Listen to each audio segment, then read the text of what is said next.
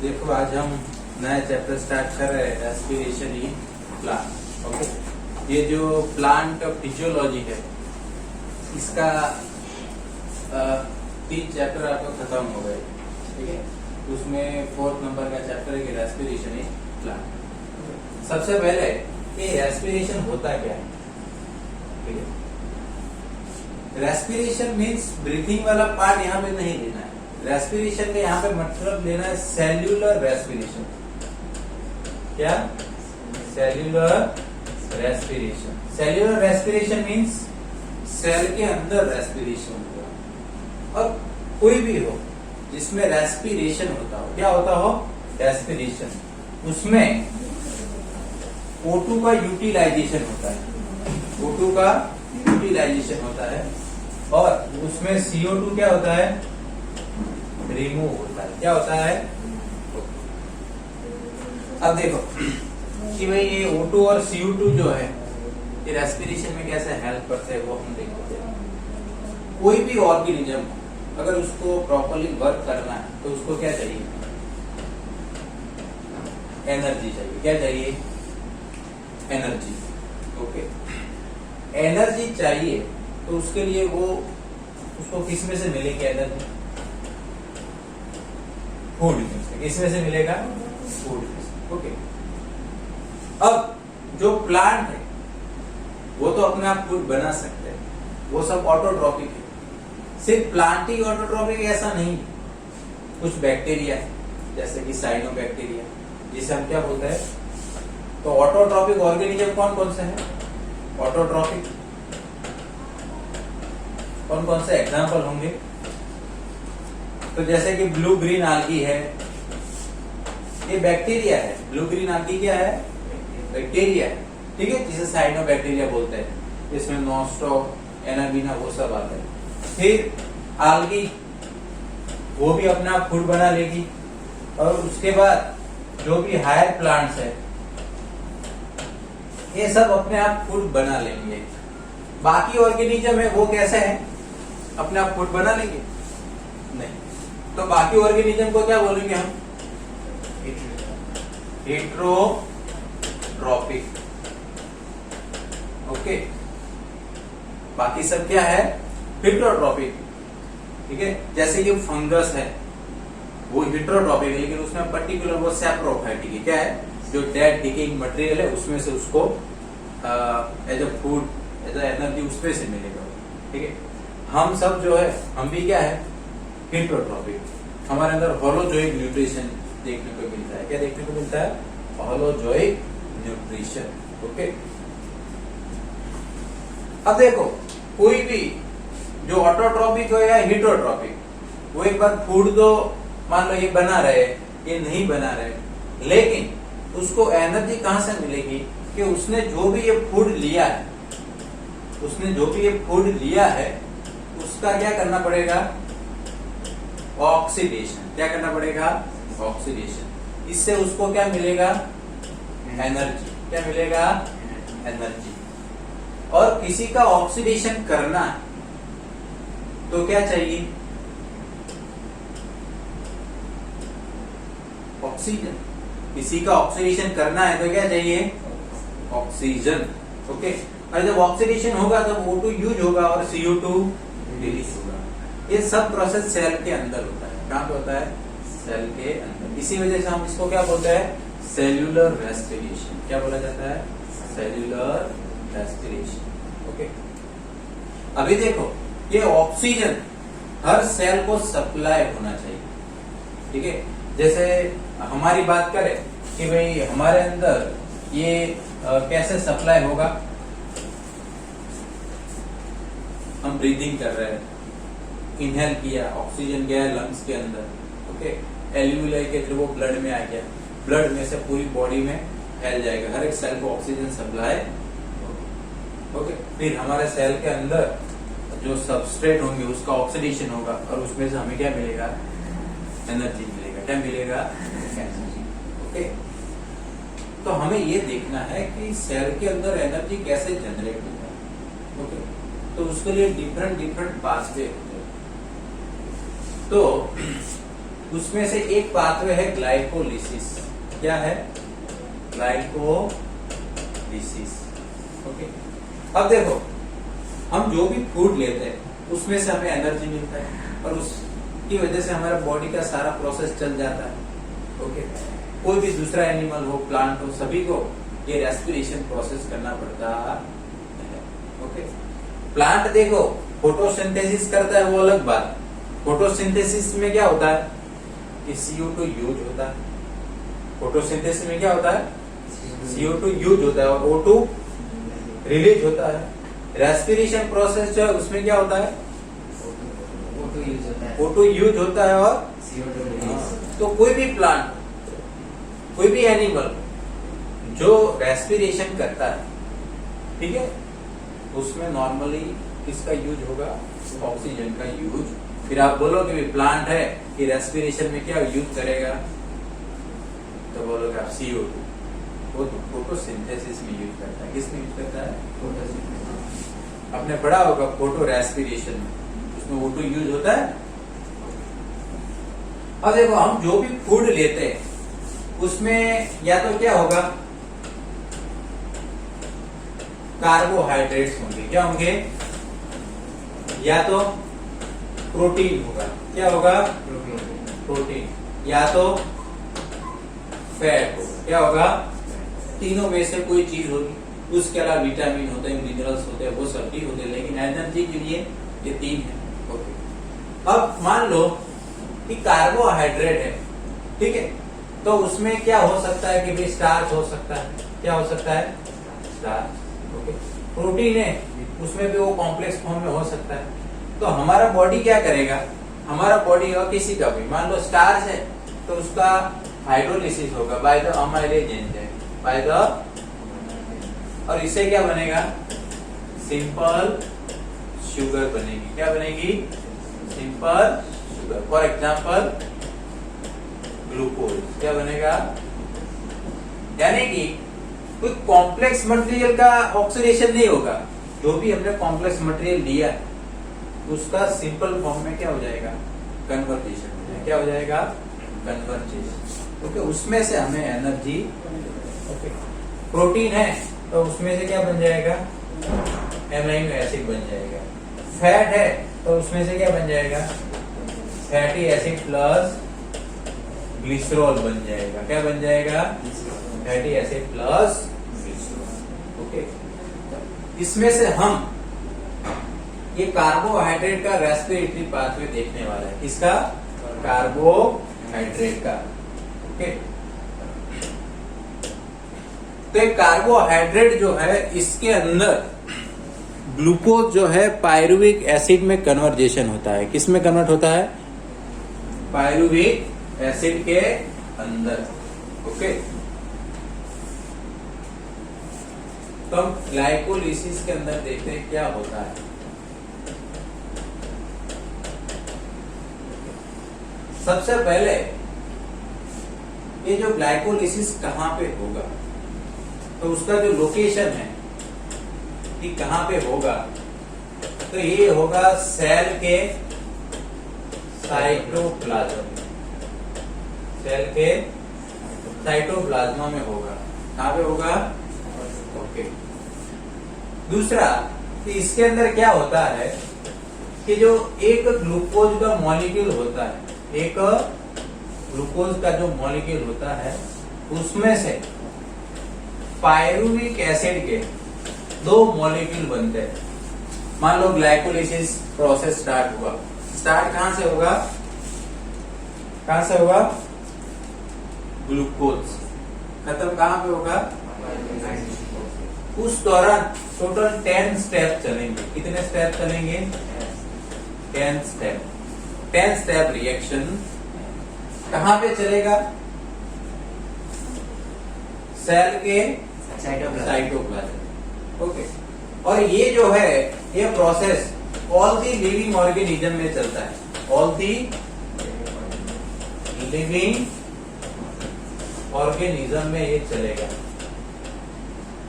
Okay, सभी living organism में ये प्रोसेस चलता है। इसके लिए it does not require does not require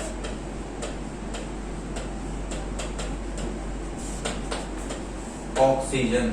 ये प्रोसेस होने के लिए ऑक्सीजन का जरूरत नहीं। तो मान लो कोई ऑर्गेनिज्म ऑक्सीजन के प्रेजेंस में जी रहा हो, कोई ऑर्गेनिज्म ऐसा हो कि वो ऑक्सीजन के एब्सेंस में जी रहा हो, ठीक है, लेकिन ये प्रोसेस तो होगा ही क्योंकि इसके लिए ऑक्सीजन का जरूरत नहीं। ओके, फिर जो ग्लाइकोलिसिस है इसको ईएमपी पाथवे भी बोला जाता है। क्या बोला जाता है? EMP pathway. क्यों? ये 3 साइंटिस्ट थे, एमडेन, मेयरहॉफ और परनासे। ये 3 साइंटिस्ट ने ये पूरा पाथवे फाइंड किया था, इसी वजह से इसको क्या बोला जाता है? EMP pathway. क्या बोला जाता है? EMP pathway. ओके, अब ये पाथवे चलता कैसे? ये पाथवे चलता कैसे है वो हम देखते हैं। पाथवे के लिए सबसे पहले हमें क्या चाहिए? ग्लूकोज चाहिए। क्या चाहिए? ग्लूकोज। ओके, ग्लूकोज के पास कितने कार्बन होते हैं? 6 कार्बन। कितने कार्बन होते हैं? 6 कार्बन। सबसे पहले स्टेप में ये जो ग्लूकोज है, ये जो ग्लूकोज है वो कन्वर्ट होता है ग्लूकोज 6 फॉस्फेट में। इसमें कन्वर्ट होता है ग्लूकोज 6 फॉस्फेट में। इसमें भी कार्बन कितने हैं? 6। अब हुआ क्या? ग्लूकोज था, उसके 6 नंबर कार्बन पे कौन अटैच हो गया? फॉस्फोरस। अब ये फॉस्फोरस आया कहां से? ये आया एटीपी में से। कहां से आया? ये जो एडिनोसाइन ट्राइफॉस्फेट था उसका यूज हुआ और वो डाइफॉस्फेट में कन्वर्ट हो गया और उसकी वजह से उसमें से एक इनऑर्गेनिक फॉस्फेट रिलीज हुआ और वो बाइंड कर गया ग्लूकोज के साथ 6 नंबर कार्बन के साथ और बन गया ग्लूकोज 6 फॉस्फेट। ये प्रोसेस जो एंजाइम करवाता है उसका नाम है हेक्सोकाइनेज एंजाइम। कौन है? इस एंजाइम के एक्टिविटी के लिए मैग्नीशियम चाहिए। क्या चाहिए? मैग्नीशियम। ये सबसे पहला स्टेप। ये सबसे पहला स्टेप ग्लूकोज का कन्वर्जेशन किसमें हुआ? यानी कि ग्लाइकोलिसिस का स्टार्टिंग हुआ ग्लूकोज से। तो हमने जो भी फूड लिया है उसमें मान लो जो कार्बोहाइड्रेट है तो उसका डाइजेशन हो गया, ठीक है। डाइजेशन के बाद उस ग्लूकोज का एब्सॉर्प्शन होगा, वो ब्लड में जाएगा, ब्लड के थ्रू वो सारे हमारे सेल के अंदर जाएगा, सेल के साइटोप्लाज्म में एंटर हुआ और उसका ऑक्सीडेशन होना स्टार्ट हो गया। सबसे पहले क्या होगा? ग्लाइकोलिसिस। प्लांट में भी ऐसा होगा। प्लांट को अगर एटीपी चाहिए, फूड भले ही वो अपने आप बना लेता हो, लेकिन प्लांट क्या करेगा? उसके बाद या तो स्टार्च होगा। क्या होगा? स्टार्च। तो स्टार्च का हाइड्रोलिसिस होगा, क्या बनाएगा? ग्लूकोज। क्या बनाएगा? ओके, भले ही वो बना लेता है स्टार्च, लेकिन जब वो एनर्जी चाहिए तो ग्लूकोज बनाना पड़ेगा, ठीक है। फिर मान लो उसके पास सुक्रोज है। क्या है? तो सुक्रोज का भी वो क्या करेगा? किसमें कन्वर्ट करेगा? Glucose plus. जब सुक्रोज का हाइड्रोलिसिस होता है तो किसमें कन्वर्जेशन होता है?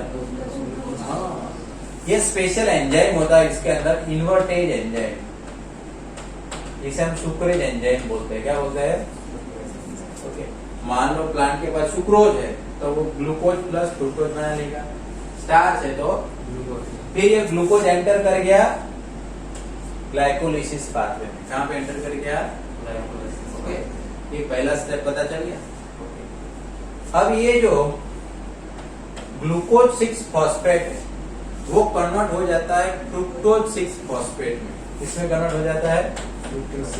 फ्रुक्टोज 6 फॉस्फेट में। इसमें कन्वर्ट हो गया फ्रुक्टोज 6 फॉस्फेट में। अब ये जो है ये भी 6 कार्बन वाला, लेकिन ये इसके आइसोमर है। क्या है? जो एंजाइम ये काम करता है उसका नाम है फ्रुक्टोज आइसोमरेज एंजाइम। कौन सा एंजाइम है? Fructose isomerase. ये इसके आइसोमर में कन्वर्ट हो गया। अब नेक्स्ट स्टेप देखते हैं कि उसमें क्या होता है। ओके, हमारे पास क्या था? फ्रुक्टोज 6 फॉस्फेट बन गया था। ओके, कितने कार्बन वाला है? 6 कार्बन वाला।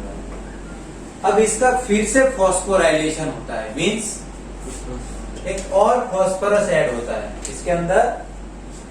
तो ये कन्वर्ट हो जाता है फ्रुक्टोज 1,6 बाय फॉस्फेट। चलो, इसके बाद एक फॉस्फोरस तो था ही, इसके पास एक फॉस्फोरस तो था ही 6 नंबर कार्बन पे। अब दूसरा आ गया, वो फॉस्फोरस कहां पे बाइंड कर गया? 1। इसके पास टोटल 6 कार्बन है। कितने हैं? 6। ओके, एक फॉस्फोरस था 6 कार्बन पे, अब दूसरा आया पहले का। अब ये फॉस्फोरस कहां से आएगा? एटीपी में से। तो एटीपी का किसमें कन्वर्जेशन होता है? ATP plus PL. ये जो इनऑर्गेनिक फॉस्फेट रिलीज हुआ, इसके पहले नंबर कार्बन पे अटैच हो गया है, किसमें कन्वर्ट हो गया? Fructose 1,6 bi phosphate. तो अभी तक 2 एटीपी यूज हो गए। 2 एटीपी बने तो नहीं है, अभी तक यूज हो गए। अब ये जो फ्रुक्टोज 1,6 बाय फॉस्फेट है, उसका स्प्लिटिंग होता है। क्या होता है? Splitting. Okay, by the aldolase enzyme. By the aldolase enzyme. और इसका स्प्लिटिंग होगा तो 3-3 कार्बन वाली 2 शुगर बना देता है। 3-3 कार्बन वाली 2 शुगर बना लेता है। 6 कार्बन वाला है ना ये फ्रुक्टोज, इसका स्प्लिटिंग होगा by the aldolase enzyme, it will convert into 3 carbon tried sugar. 3 carbon वाला शुगर होगा तो क्या बोलेंगे? Tried sugar. अब ट्राइड शुगर 2 होती है, एक DHAP means dihydroxy acetone phosphate, और दूसरी होती है PGAL यानी फॉस्फोग्लिसराल्डिहाइड। क्या होता है? देखो, ये एंजाइम ऐसा है कि इसका स्प्लिटिंग करेगा without addition of water molecule. बाकी जो हाइड्रोलाइज एंजाइम होते हैं वो क्या करते हैं? मान लो सुक्रेज एंजाइम था, उसने सुक्रोज का हाइड्रोलिसिस किया, तो उसने क्या किया होगा? अंदर वाटर मॉलिक्यूल ऐड। लेकिन ये ऐसा करता without addition of water molecule. ये 2 ट्रायल शुगर बने। ये जो है ना, आपको पता होगा कौन से टाइप की ट्रायल शुगर है? आल्डो ट्रायल या कीटो ट्रायल? आल्डो, नाम से ही पता चल जाता है। ग्लिसराल्डिहाइड, देखो 2 फॉस्फोरस है यहाँ पे। कितने फॉस्फोरस है? 2। एक इधर आ गया और एक, इस शुगर का नाम है डाइहाइड्रोक्सी एसीटोन, तो ये कीटो ट्रायल हो गया। ये है ग्लिसराल्डिहाइड, तो ये आल्डो ट्रायल शुगर है। कैसी है? Aldo trial. ओके, ये दोनों जो है एक दूसरे की आइसोमर है। एक दूसरे की क्या है? आइसोमर। ये इसमें कन्वर्ट हो सकता है, ये इसमें कन्वर्ट हो सकता है। ये स्टेप पता चल गया? ओके, अब नेक्स्ट स्टेप देखते हैं कि अब हमारे पास क्या आ गया कि भाई एक DHAP आ गया और दूसरा क्या आ गया? PGAL। ओके, ये भी 3 कार्बन वाला, ये भी 3 कार्बन वाला। अब होता क्या है कि ये जो DHAP है वो PGAL में कन्वर्ट हो जाता है। हमने बोला दोनों एक दूसरे के क्या है? आइसोमर। तो अब ये जो DHAP है वो किस में हम कन्वर्ट कर देते हैं? इसको हम कन्वर्ट कर देते हैं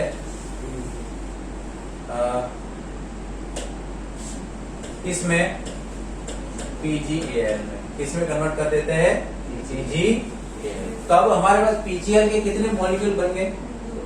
2 बन गए। कितने बन गए? 2। अब यहां से आगे का प्रोसेस हम देखते हैं ठीक है। ये जो PGL है इसका क्या होगा? सबसे पहले इसमें से ये जो PGL का डीहाइड्रोजनेशन होता है, क्या होता है? डीहाइड्रोजनेशन होगा, तो इसमें से 2 H प्लस और 2 इलेक्ट्रॉन रिलीज होता है। इसका डीहाइड्रोजनेशन हुआ, मान लो एक तरह का ऑक्सीडेशन ही, एक तरह का क्या है ऑक्सीडेशन में क्या होता है कि भाई या तो ऑक्सीजन ऐड करो या तो हाइड्रोजन। अब यहाँ पे ऑक्सीजन का युद्ध तो हो ही नहीं रहा, ठीक है। यहाँ पे 2 प्रोटॉन रिलीज हुए तो उसके साथ साथ 2 क्या होंगे? इलेक्ट्रॉन। ओके, अब इसकी वजह से ये जो है कन्वर्ट हो जाता है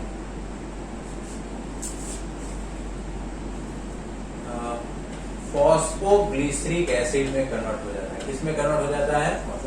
फॉस्फोग्लिसरिक एसिड। एल्डिहाइड था, ग्लिसरॉल्डिहाइड था, वो किसमें कन्वर्ट हो गया? Phosphoglyceric acid. इसमें भी कार्बन कितने होंगे? 3। ओके, ये भी सेम टू सेम इसमें कन्वर्ट हो गया, तो इसमें से भी 2H प्लस और 2 इलेक्ट्रॉन रिलीज हुए, एक किसमें कन्वर्ट हो गया? Phosphoglyceric acid. ओके, अब यहाँ पे जो 2H प्लस और 2 इलेक्ट्रॉन जो यहाँ पे रिलीज हो रहे हैं उसको NAD प्लस एक्सेप्ट कर रहा है। कौन एक्सेप्ट कर रहा है? NAD plus. इनको कौन एक्सेप्ट कर रहा है? NAD plus. और इसमें से बन रहा है NADH2। क्या बन रहा है? NADH। यहाँ पे भी क्या बन गया? NADH। तो एक NADH2 हमें वहां पे मिल गया, एक NADH2 ये और वो प्रोसीजर सेम टू सेम, कुछ अलग। इसके अंदर एक और चीज होता है, यहाँ पे एक इनऑर्गेनिक फॉस्फेट ऐड होता है। क्या होता है? देखो ऑलरेडी इसके पास एक फॉस्फरस है, वो कौन से कार्बन पे? 3rd carbon. कौन से कार्बन पे? अब दूसरा फॉस्फरस आएगा, वो 1st कार्बन पे बाइंड होगा। किसके ऊपर बाइंड होगा? तब इसका नाम क्या हो जाएगा पता है? कि भाई 1,3 बाय फॉस्फोग्लिसरिक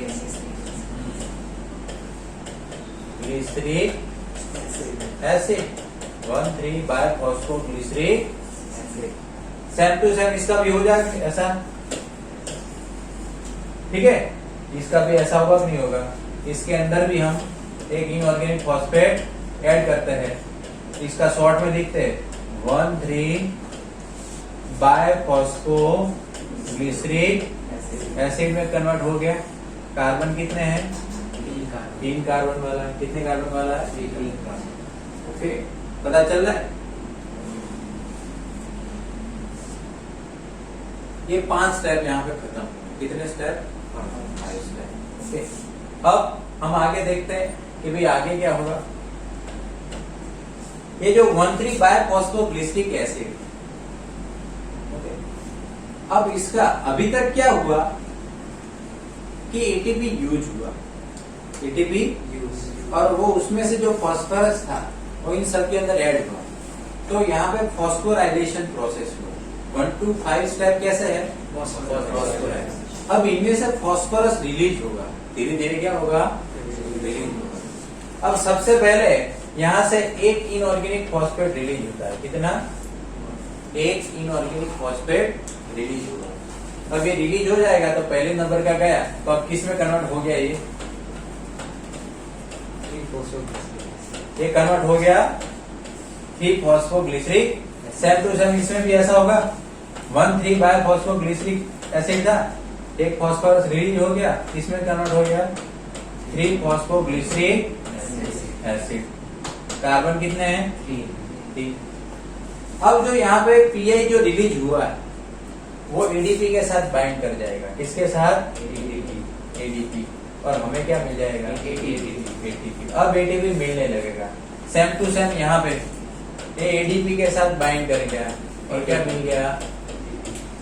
एटीपी मिल गया। क्या मिल गया? अब एटीपी मिलने स्टार्ट हो गए। यहाँ से पूरा प्रोसेस होता है डीप फॉस्फोराइलेशन, क्योंकि इसमें से फॉस्फोरस निकल जाता है। ओके, अब एटीपी बनने चालू हो गए। डीप फॉस्फोराइलेशन क्या है? Deep phospho. यहाँ तक पता चल गया। अब ये जो 3-फॉस्फोग्लिसरिक एसिड है, इसमें क्या होता है, अभी फॉस्फोरस कौन से कार्बन पे? थर्ड। वो आ जाता है सेकंड कार्बन पे। कौन से कार्बन पे? Second carbon. ओके, तो वो बन जाता है 2-फॉस्फोग्लिसरिक एसिड। वो क्या बन जाता है? कार्बन तो अभी कितने हैं? 3। ये कन्वर्ट हो गया 2-फॉस्फोग्लिसरिक एसिड में। किसमें कन्वर्ट हो गया? 2-फॉस्फोग्लिसरिक। कुछ हुआ नहीं इसमें, देखो 3rd कार्बन पे फॉस्फोरस था, दूसरे के ऊपर आ गया, नाम क्या हो गया? 2-फॉस्फोग्लिसरिक। यहां तक पता चल गया। लास्ट में हम पूरा समरी भी देखेंगे इसका। अब हमारे पास आ गया है 2-फॉस्फोग्लिसरिक एसिड। कार्बन कितना है? 3। उधर भी एक आया था ना, 2-फॉस्फोग्लिसरिक एसिड। कार्बन कितना है? 3। ओके, अब जो 2-फॉस्फोग्लिसरिक एसिड है वो कन्वर्ट हो जाता है, उसमें से एक वाटर मॉलिक्यूल रिलीज होता है। क्या होता है? एक वाटर मॉलिक्यूल रिलीज होता है, और वो कन्वर्ट हो जाता है फॉस्फोइनोल पायरुविक एसिड। किसमें कन्वर्ट हो जाता है? फॉस्फोइनोल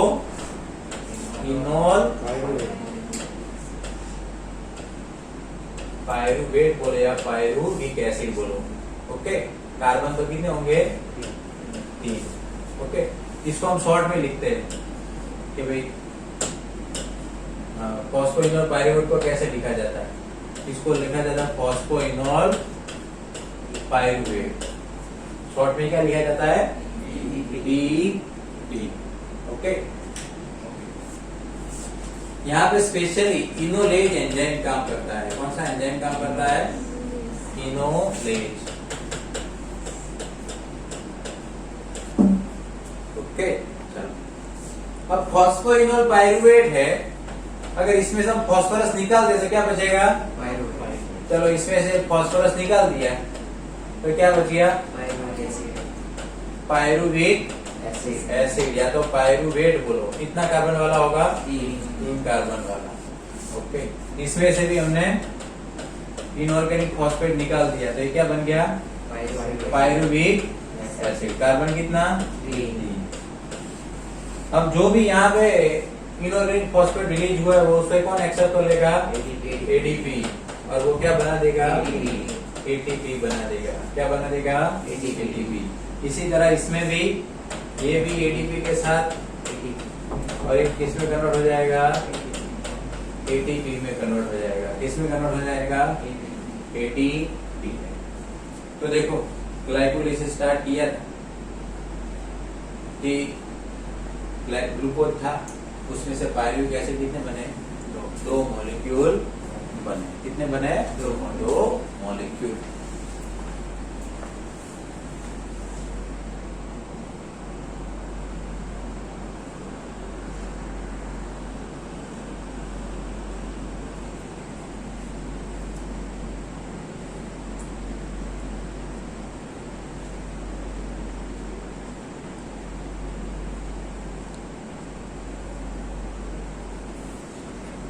ओके, तो अब इसका हम पूरा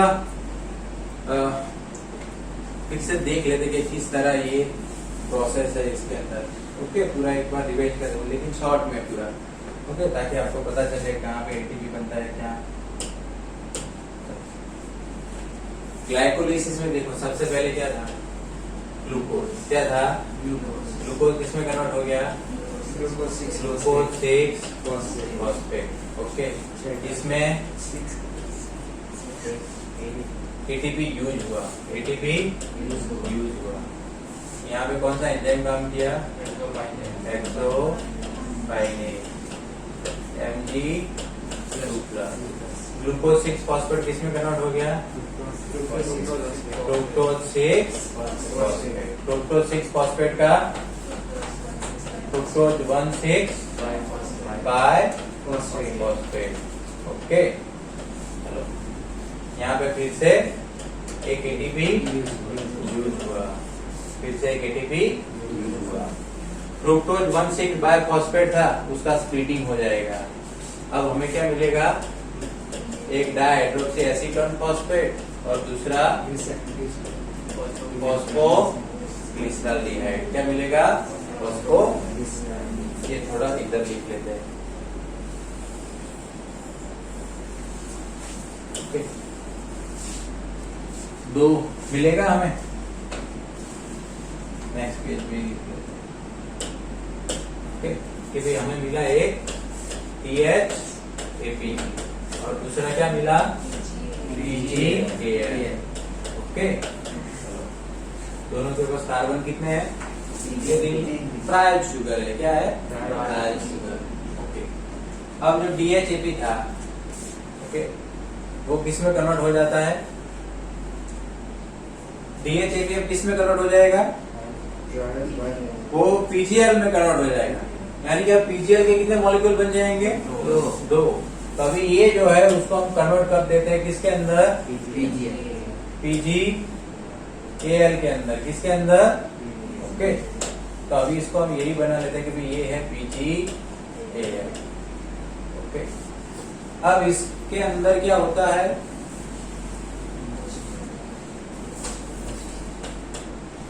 कि इसमें से डिहाइड्रोजनेशन होता है, यानी कि एक तरह का ऑक्सीडेशन ही होता है।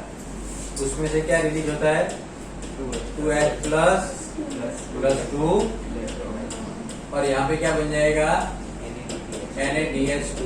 क्या बन जाएगा, फोटोसिंथेसिस में NADPH2 लिखने का, यहाँ पे NADH2। ये कंफ्यूजन नहीं होना चाहिए। ओके, यहाँ पे भी सेम टू सेम कि भाई 2H प्लस और 2 इलेक्ट्रॉन, इसको NAD ने एक्सेप्ट कर लिया और यहाँ पे क्या बन गया, NADH2 बन गया। क्या बन गया, NADH। और इसकी वजह से क्या बन जाता है, फिर एक और, इसमें एक इनऑर्गेनिक फॉस्फेट भी ऐड होता है और उसका जो ओवरऑल प्रोडक्ट जो बनता है 1,3 बायफॉस्फोग्लिसरिक एसिड बन गया।